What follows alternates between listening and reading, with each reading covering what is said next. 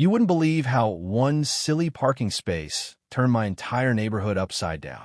It started with a note, a small, passive-aggressive slip of paper tucked under my windshield wiper that read, "This is not an approved parking location under HOA rules. Kindly comply." At first, I laughed it off. I mean, it wasn't like I had parked on someone's lawn or blocked a fire hydrant. I was parked right in front of my own house. My driveway was under renovation, and the contractor said it would take a week before the new concrete cured. So I had no choice. But apparently, that wasn't good enough for our HOA president, Martha Greene. Martha was the kind of woman who seemed to enjoy rules more than peace. She walked around the neighborhood with her clipboard like she was patrolling a high-security zone, always correcting mailbox heights, flag placements, and yes, parking. My house, which I had lived in for 5 years without any issues, suddenly became her favorite target. The next day, I got a violation letter in the mail.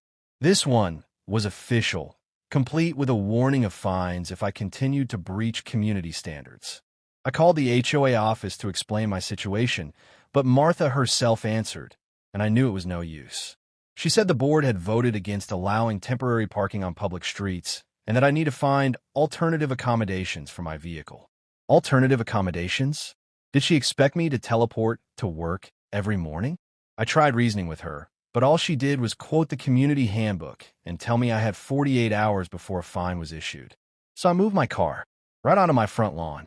It wasn't ideal, but it was still my property, and nowhere in the handbook did it say I couldn't park there. I thought that would be the end of it, but boy was I wrong. The next morning, I found Martha and 2 other HOA board members standing outside my home, pointing at my car like it was a crime scene.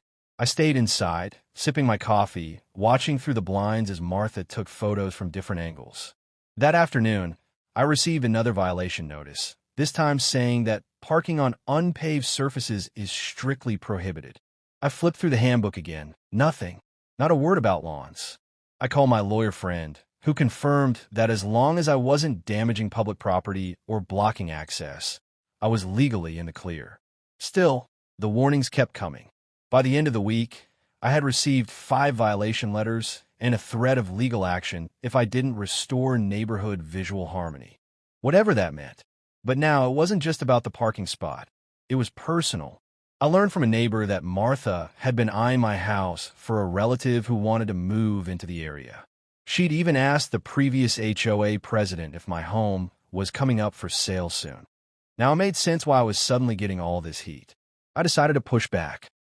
First, I printed out every page of the HOA handbook and highlighted every line that disproved her claims.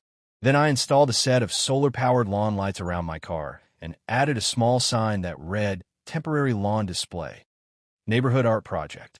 I even submitted it to the HOA board as a creative initiative under their beautification program. They had to hold a meeting about it. The audacity drove Martha insane. Meanwhile, neighbors started taking notice. One by one, people began to speak up about how Martha had targeted them too. The Nguyen family got fined for having more than 3 potted plants on their porch. The Rodriguezes were told to repaint their front door because the shade of blue wasn't approved. It turned out I wasn't alone. Martha had been running the HOA like her own little kingdom for years. The tension kept building. One night, I noticed Martha and a couple of her friends standing across the street with flashlights, pointing at my car, measuring the distance from the road to the bumper. I could hear them muttering about easement violations and safety hazards.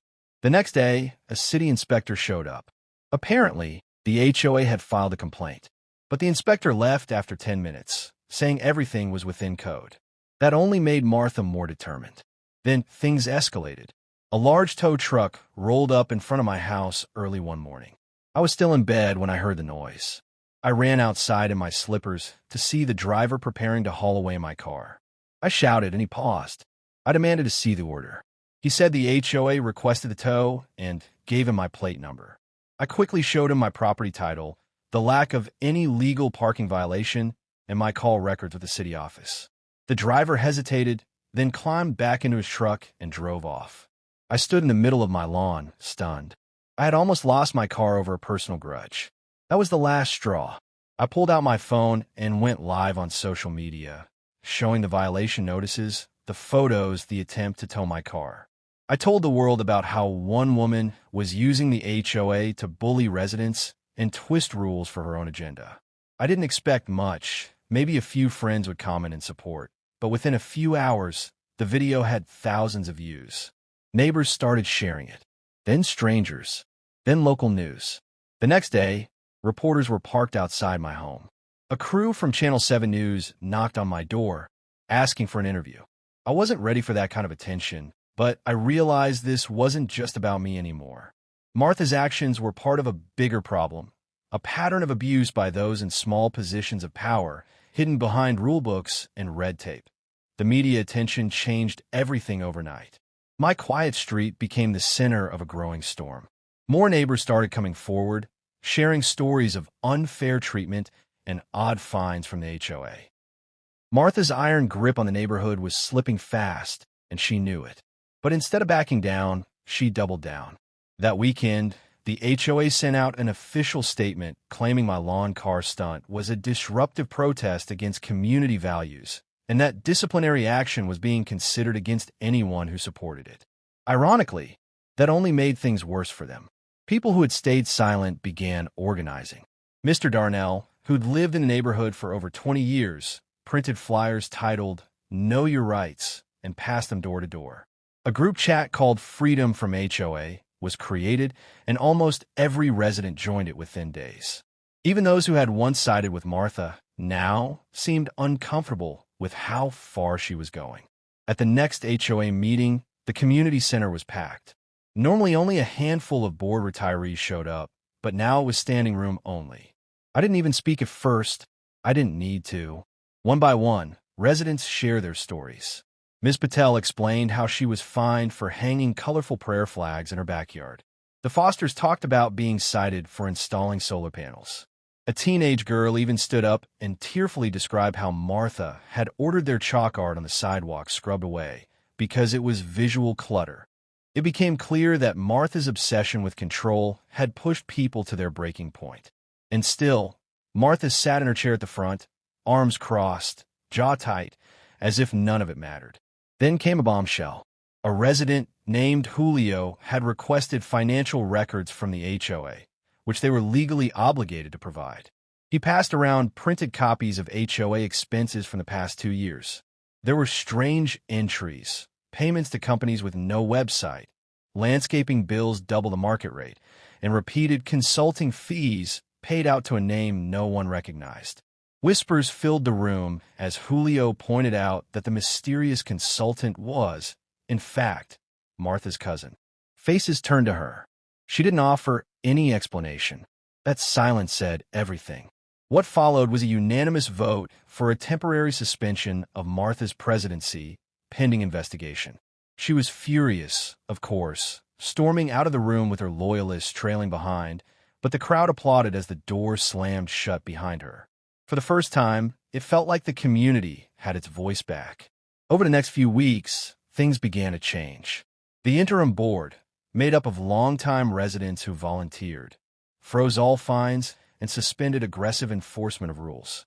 They started a weekly coffee meetup on Saturdays where people could share concerns without fear. It felt like the neighborhood was healing. But Martha wasn't done yet.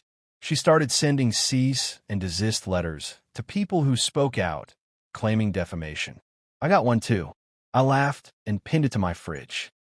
What she didn't know was that I'd been working with a nonprofit legal advocacy group who'd seen my viral video and offered to help me and others who had been mistreated. They gathered statements from over 30 residents and compiled a case that pointed to clear abuse of power, misuse of funds, and discriminatory enforcement of HOA policies. When the legal paperwork was filed, it sent shockwaves.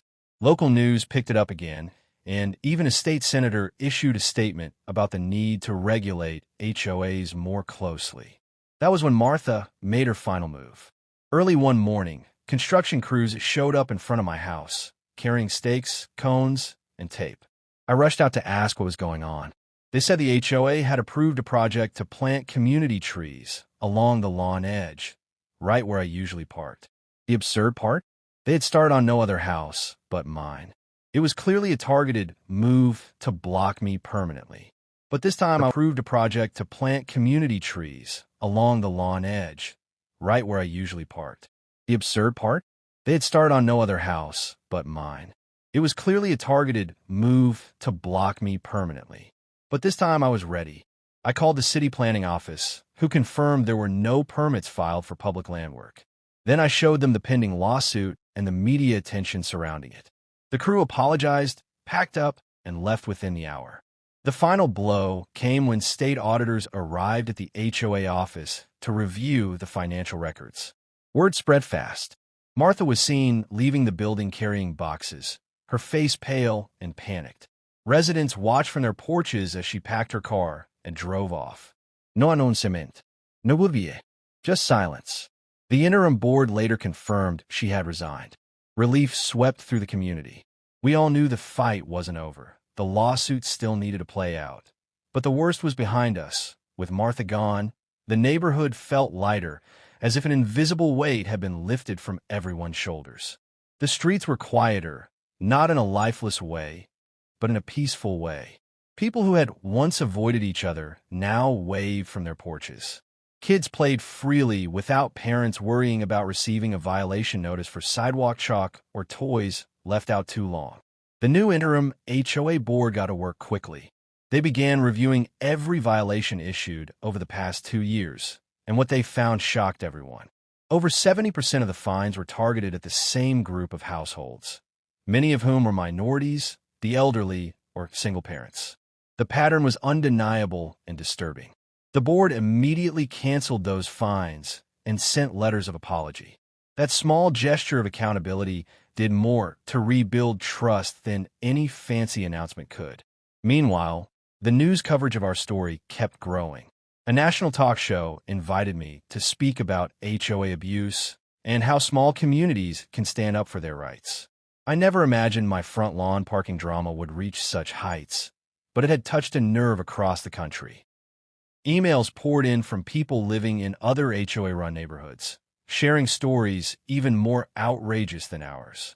One woman from Arizona wrote about being fined for growing tomatoes.